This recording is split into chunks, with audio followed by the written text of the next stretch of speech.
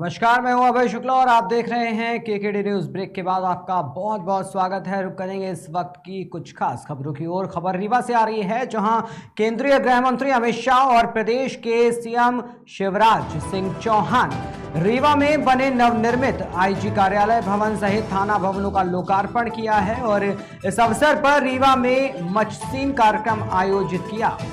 इस कार्यक्रम में अधिकारी और कर्मचारी भी शामिल रहे। निश्चित रूप से इससे पुलिस कर्मियों में को काम करने में काफी एक अच्छे वातावरण का अनुभव होगा और एक अच्छा वातावरण मानसिक रूप से आदमी को स्वस्थ बनाता है, काम करने में अभिरुचि पैदा करता है और इस दृष्टि से पुलिस की गुणवत्ता में सुधार होगा, विस्तार होगा और उनकी जीवन शैली, जीवन स्तर दोनों सुधरेगा। ये 25,000 आवास बनाने, अभी तो 12,000 बने हैं, 12,000 में रीवा के भी और भी शामिल है, वो सब बनेंगे। और मध्य प्रदेश सरकार और शिवराज सिंह चौहान जी के नेतृत्व में मुझे पूरा भरोसा है कि उन्होंने जो संकल्प व्यक्त किया है कि किसी भी पुलिसकर्मी को बिना आवास के नहीं रहने देंगे, वो संकल्प पूरा करेंगे। ये जो हमारे भवन बना है, पिछले साल सितंबर में जब आया था उस समय हमने भूमि पूजन किया। अभी ये नवनिर्मित हुआ है, एक अच्छा सा कॉर्पोरेट स्टाइल में बना है और 262 लाख से निर्माण हुआ है।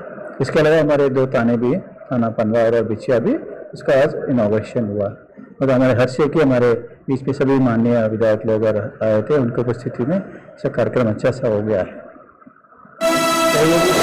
खबर बिजनौर के नजीबाबाद से है, जहां पीएससी स्वास्थ्य केंद्र पर भाजपा कार्यकर्ताओं और अखिल भारतीय विद्यार्थी परिषद के कार्यकर्ताओं ने नारेबाजी कर विरोध प्रदर्शन किया।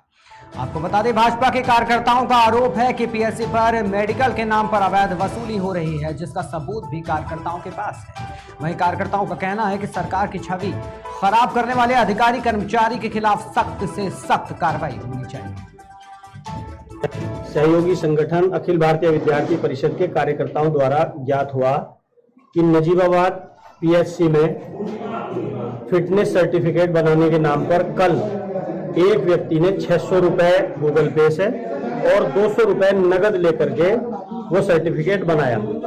ये भ्रष्टाचार की शिकायत जब मिली तो जिलाध्यक्ष महिला मोर्चा आदरणीय मोनिका यादव जी, विद्यार्थी परिषद के नगर मंत्री विनायक जी और अन्य कार्यकर्ता कृष्ण कुमार जी के नेतृत्व में हम सब लोग यहाँ पहुंचे।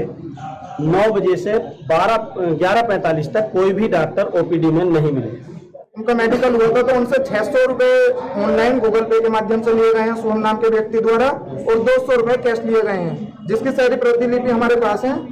डॉक्टर संदीप जी जो है यहाँ चिकित्सा अधिकारी हैं, उनके साइन हुए हैं, जबकि वे कल की जिस टाइम यहाँ मेडिकल हुआ है उस टाइम पे पोस्टमार्टम ड्यूटी में तैनात। डॉक्टर साहब, क्या मामला है आज ये जो लोग यहाँ इकट्ठा हुआ है, जिसमें भाजपा कार्यकर्ता भी और विद्यार्थी परिषद के लोग भी? सम्मानित नेतागण कार्यकर्तागण हमारे पास आ जाए हैं और उनकी एक शिकायत है कि यहाँ से कल एक फिटनेस सर्टिफिकेट इशू हुआ है, जिसमें कोई शुभम राजपूत नाम का लड़का है, उसने 600 रुपये का ये लेन देन का उसमें मामला है।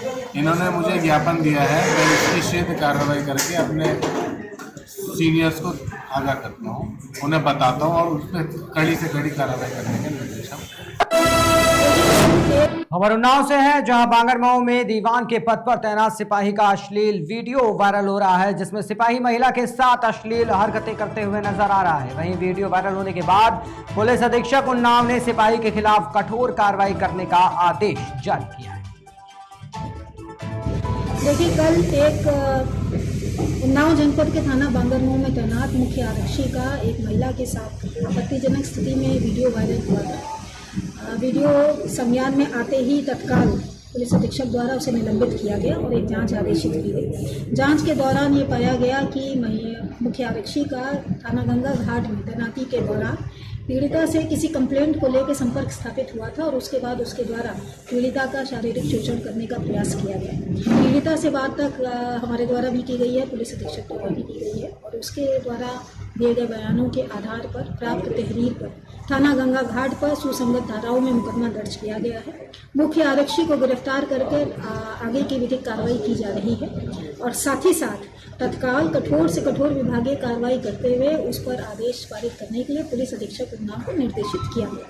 इस तरह के किसी भी पुलिसकर्मी द्वारा विभाग की मर्यादा से खिलवाड़ करने अथवा अपने कर्तव्य के क्षेत्र में बाहर जाकर इस तरह के आपत्तिजनक कृत्य करने को बर्दाश्त नहीं किया जाएगा और कठोर से कठोर विभागीय कार्रवाई करते हुए। खबर उन्नाव से है, जहां भारतीय किसान यूनियन के राष्ट्रीय प्रवक्ता राकेश टिकैत को दिल्ली के गाजीपुर बॉर्डर पर गिरफ्तार कर लिया गया, जिसके विरोध में कोतवाली सफीपुर का घेराव करने के लिए किसान कार्यकर्ताओं ने विरोध किया। तो वहीं कोतवाली प्रभारी ने किसानों के साथ अभद्रता की बात सामने आई है, जिसको लेकर पदाधिकारियों एवं किसानों में रोष व्याप्त है। इसी बात को लेकर किसानों ने फिर कोतवाली सफीपुर का घेराव एवं धरना।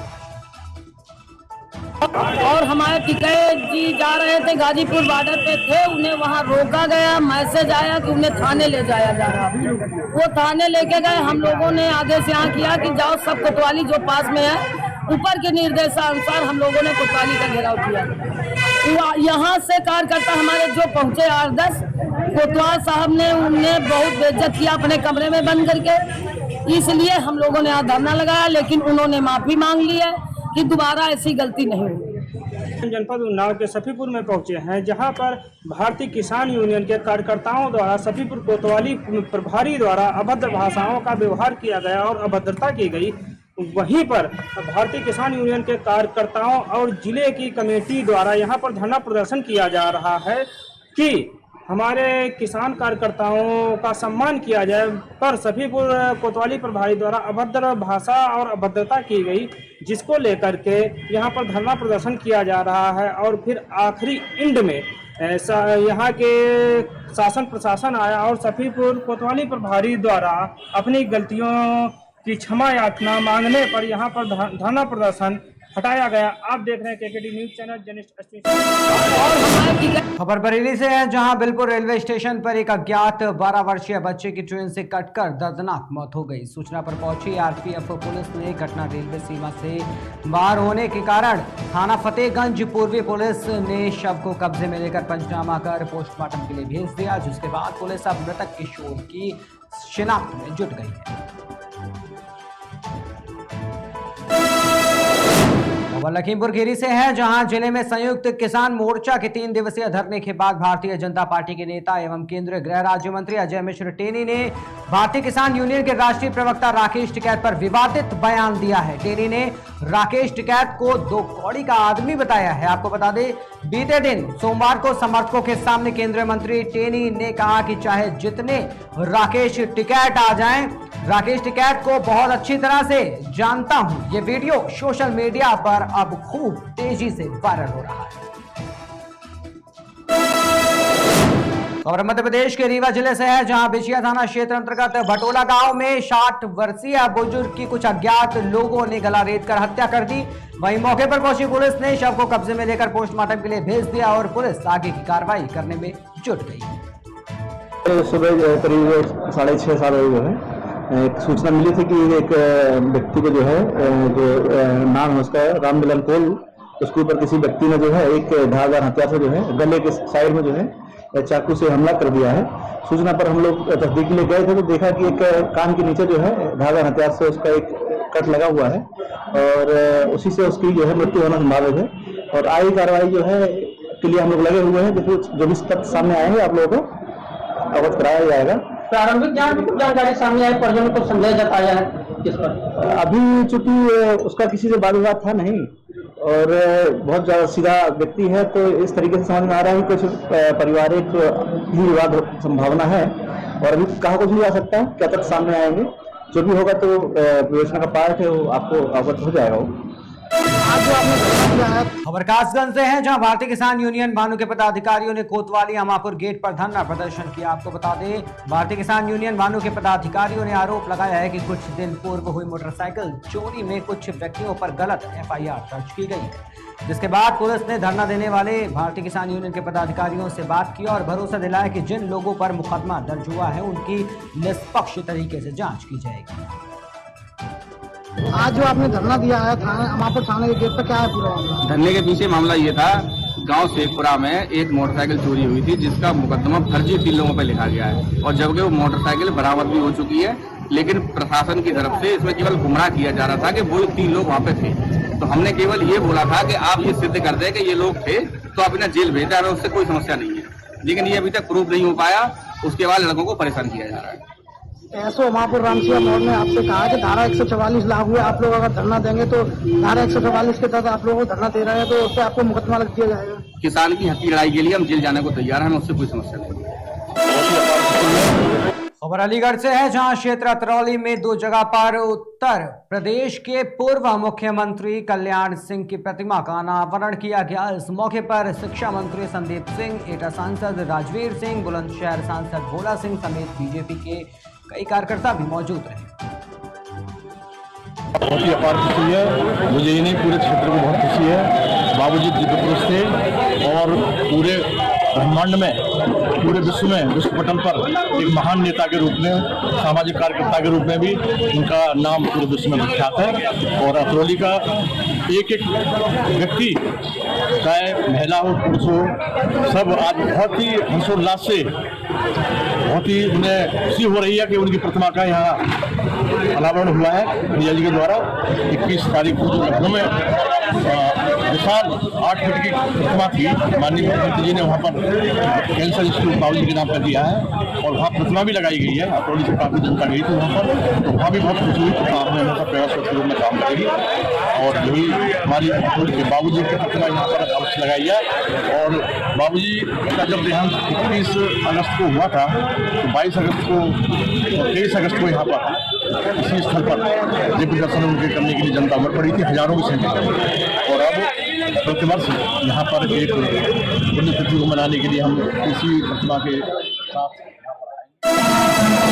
और फर्रुखाबाद से है, जहां नवाबगंज विकास खंड में किसान गोष्ठी मेले का आयोजन किया गया।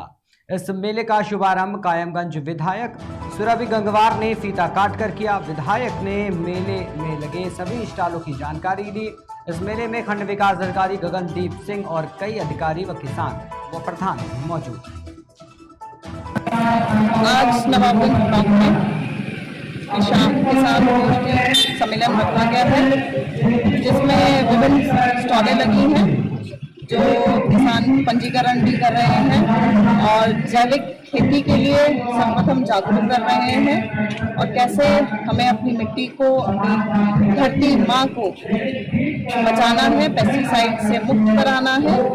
उसके लिए भी कई ऐसे फंगिसाइड और बहुत सारे ऐसी चीज़ें बता रहे हैं। कैसे उनके उदाहरण के रूप में उन्होंने भुट्टा और बरगद उगाए हैं जो कि जैविक खेती के माध्यम से ही हुए हैं। तो ये सारी चीज़ें यहाँ पे हैं और जितने भी किसान भाई हैं उनको बैंक के संबंधित अधिकारी जानकारी प्राप्त कर रहे हैं प्रदेश सरकार, केंद्र सरकार की विभिन्न योजनाओं के बारे में, बीमा योजनाओं के बारे में विशेष रूप से। ये सारी चीज़ें यहाँ पे हो रही हैं और बहुत ही। फिलहाल के रिपोर्टर्स रिपोर्ट के बुलेटिन में इतना ही। देश और दुनिया की तमाम खबरों के लिए बने रहिए और देखते रहिए केकेडी न्यूज़।